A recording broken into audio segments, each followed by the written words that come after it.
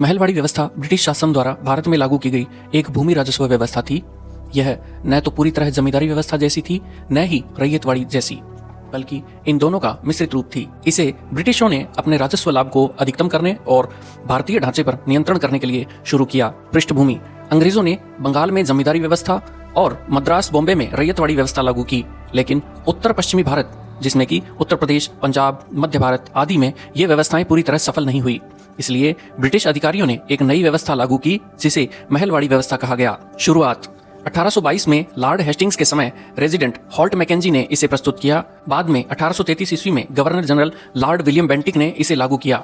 यह व्यवस्था मुख्यतः उत्तर पश्चिम प्रांत, जिसमें कि उत्तर प्रदेश का बड़ा हिस्सा था, मध्य प्रदेश, पंजाब और दिल्ली क्षेत्र में लागू की गई।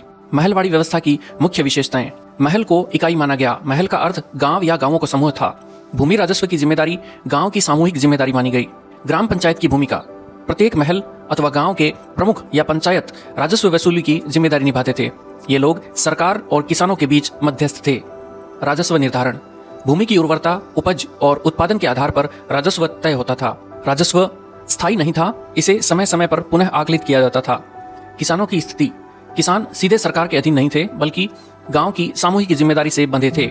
यदि कोई किसान कर न दे पाए तो पूरा गांव जिम्मेदार होता था।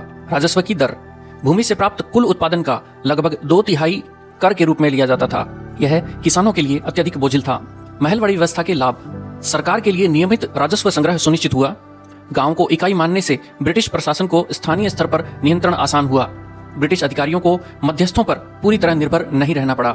महलवाड़ी व्यवस्था की हानियां: कर की दर बहुत अधिक थी, जिससे किसानों पर भारी बोझ पड़ा। सामूहिक जिम्मेदारी होने से एक किसान की गलती का बोझ पूरे गांव पर पड़ता था। किसानों के पास भूमि का स्थायी स्वामित्व नहीं था, जिससे असुरक्षा बनी रहती थी। ग्रामीण समाज में गरीबी और कर्जदारी बढ़ती चली गई।